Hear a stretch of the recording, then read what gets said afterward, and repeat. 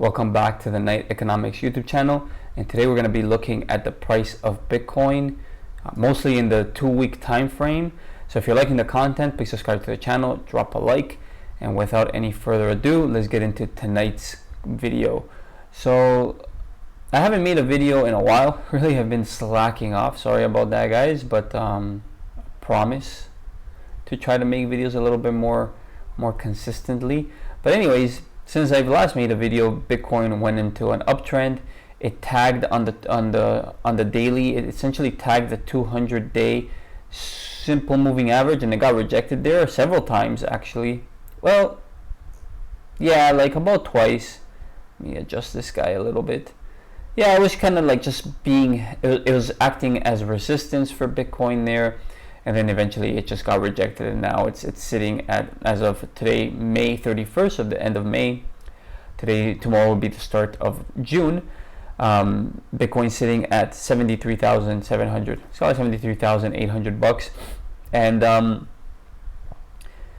yeah, it's hard. I mean, actually, now that I'm looking at it, it looks like we're gonna get a silver cross here to the downside, possibly end of day today. Maybe not end of day today, but maybe tomorrow we could get a silver cross to the downside, and to me that's going to spell some more downside to Bitcoin. Maybe it's really hard to say exactly where it's going to go, but it could definitely retest some of these lows that were created here in February, and of course in early February. Though there's two, yeah, early February and late February. We could definitely retest those lows, which is around that low $62,000 range. So I really do see Bitcoin putting some downside price action going into the summer months, particularly. I mean, you see this historically in Bitcoin during bear markets, that during the summer months, you're going to see some weakness in Bitcoin, and you see that around here, right? You see it really starting from here in 2022, starting from March, April, May, June. Sorry, these are 2-week candles. So we see it here in from end of March into April. Both of April, some weakness here to start May, a bit of a bounce. And then some significant weakness here into June. Here was in 2022. Let's see. Yeah, you see some weakness here, more so. Well, actually, yeah, in the start of June as well. Here in 2018, we see this big window of weakness here, or some weakness in the price action. But this one really started was in May, and then it bled into June as well. And then we saw a counter trend rally here in July. And then, of course, it toppled over for 2 weeks it rallied, and then for 2 weeks it dumped. And then, of course, we saw a bigger dump going into the fall of that same year. And then, if you see here, you see this weakness. So we see this a bit of a bounce here in 2014. And going into the start of June, we essentially saw it come down and then bounce back up, and then eventually it capitulated going into the summer months. So I mean, it's hard to say if it's going to play exactly like previous price action has told us, but yeah, I do see some weakness happening in the next month or two, maybe even the next 3 months. Particularly, I definitely will see some weakness happening in the price of Bitcoin going into the fall. So it doesn't necessarily mean that we're going to create a newer low going into the summer months, but maybe we revisit those same lower months, we work our way back up, and then tag this lower price action, which is like my base case of where I see the low of Bitcoin. And if you want to know where I'm talking about, I'll tag it in this video. Check out the video, the Bitcoin, what's it called? The Bitcoin low formula or something like that. Anyways, I'll tag it in this video if you're interested to see where I got this idea. Essentially, the idea is here on the 2-week simple moving average. Sorry, on the 2-week chart, I'm looking at the price of the low and the distance between that low and the 200 simple moving average, and I did it for all these major lows. The low in 2018, because before that we didn't have price action, so that's why I started here in 2018. This Corona Black Swan 2020 low, 2022 low, and now we're in the new potential low would be, in a quick recap, essentially the distance between this low and the 200-day simple moving average is essentially about 45%, and every time that distance is getting halved, more or less. It's not exactly right, but more or less. So then this distance from here to the 200 simple, from the low to the 200 simple moving average here in 2020 in this black swan event was about 24%. The low here in 2022 to the 200 simple moving average is about 12%. So I predict it to be around 6-7%, and 6-7% from current price action, from the current price action of the 200 simple moving average today, which is sitting at 42,600 more or less. Let's see if I can catch this guy accurately. That's close enough. We're looking at around 45,000 bucks more or less on the low side.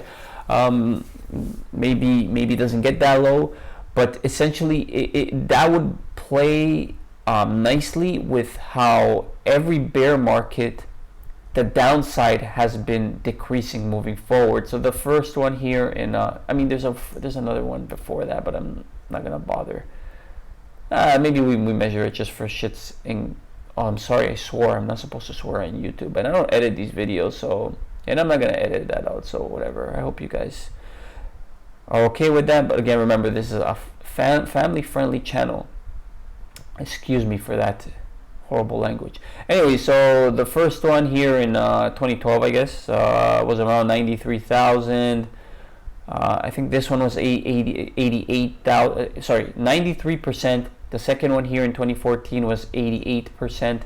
This one I think was 77% here in 2018. 84%. And then this one was 77% in 2022. So 77%. So 44,000 bucks from the high would take us down about 63% more or less, give or take. Yeah, around 65%. So that's a couple percent. Well, what would that be, like 7-8% less than the previous one? Which I think, if you look at the pattern of diminishing downsides in bear markets and previous bear markets of Bitcoin, I think that's a reasonable price target to have at the end, or to have or at least to have it in the back of your mind as a potential low for Bitcoin going into the latter half of this year, Q3, Q4 of this year. So something to keep an eye on. I'll keep updating this. I actually updated it before, because before I had it at 44,000, and as time moves forward, every 2 weeks, this line is going to go ever so slightly up and to the right, unless Bitcoin just capitulates completely all the way down to 20,000. I don't think that's going to happen. But yeah, so that's essentially why I think there's going to be more downside for Bitcoin. And then also here on the 2 week chart here, the 21 exponential moving average and the 55 exponential moving average are essentially on a collision course, and they should collide in the next week or two, considering that Bitcoin doesn't get back up to that previous high that was created 2 weeks ago, and that was what am I looking at, 82.8. So if Bitcoin could get back up there and higher, then yeah, so we could prevent that. But essentially, that would be a silver cross, and I'm going to say, without a shadow of a doubt, there's going to be more downside in Bitcoin's possibly near-ish future. So we're seeing this potential silver cross here on the 2 day. I think we have, on the 2 week. Do we have a silver cross? No, we already had that silver cross. Let's see, 10 day. That already happened. See on the monthly. No, this is okay. And then I think here on the week, on the daily, we are getting a silver cross.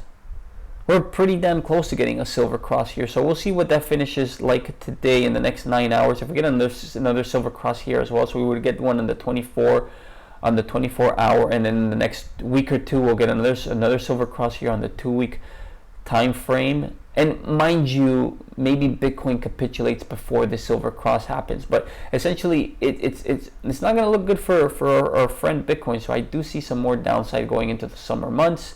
This doesn't necessarily mean it's going to happen today all at once, but you know, June, July, August, they're usually not good months for Bitcoin in not post halving years, but in bear markets, essentially midterm years in the United States, right? So let's look at the monthly.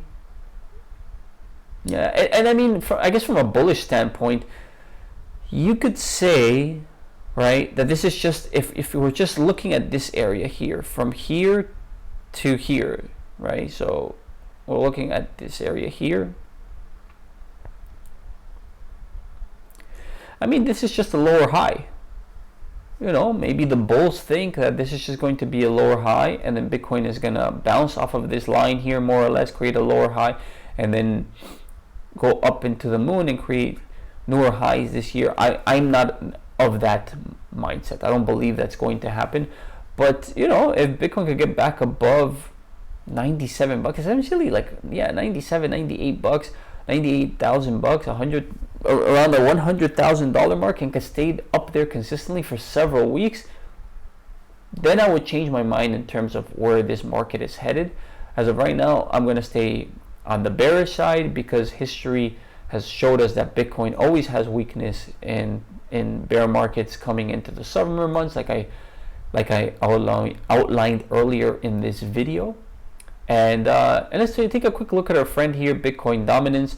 And to me, we're going to get a cross here between the 5 exponential moving average and the 21 exponential moving average in the next couple of days. And I would say, yeah, in the next week or two, we could potentially see this cross to the downside. I mean, right now it's okay. Is it okay? Yeah, so right now it's okay. It's still above the 55. Sorry, the 5 exponential moving average is above the 21. Let me zoom in a little bit so you guys can see a little bit better. So you can see it's just above it. It's just above the 21. But if Bitcoin stays down here, it should cross down in the next week or two. And then when that does happen, we should expect a correction in the Bitcoin dominance chart to the 55 exponential moving average, which is sitting around 58%. So right now Bitcoin is around 59.76%, so it dropped down to like 58.52%. So I do expect something like that to happen.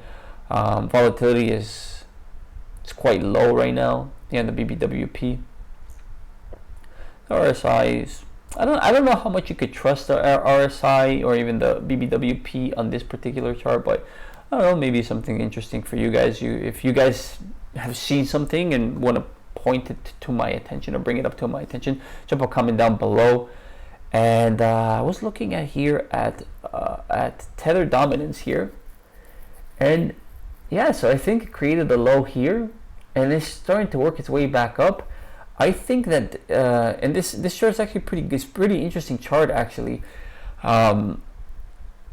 because I think it's starting to resemble something like this, right? So I could see here tether dominance getting back up to these previous highs that were created here in pretty much the start of February, working its way back up, maybe going up a little higher, maybe up to like the 9.47% mark. And then eventually, but this is a long-term thing, right? So like, you know, work its way up into the summer, maybe it comes back down and it comes back up, and then it capitulates slowly as Bitcoin starts its new bull market going into the next year. Although I am still keeping one eyeball on traditional markets. I mean, it's been doing pretty well. I think it's at an all-time high right now. And I was pretty bearish on traditional markets, particularly here, because it looked like it was stalling out. But maybe this is a last hurrah before traditional markets make a bigger correction, which I think overall will be a healthy thing for the market. I know, you know, in the short term it won't feel good. But I think in the long term we need something like this to happen, just because we haven't, and I've talked about this in my previous video, that we haven't really had a real corrections since 2008. I guess you could, for me, the Corona dump was such a short-lived correction because of the interjection, or such a short-lived recession, particularly. That's the word I'm looking for, a recession, because of the interjection of governments and central banks, etc., not allowing things to really, not allowing more pain to happen, thus allowing maybe things to be a little bit better into the long term. But again, it's really hard to say.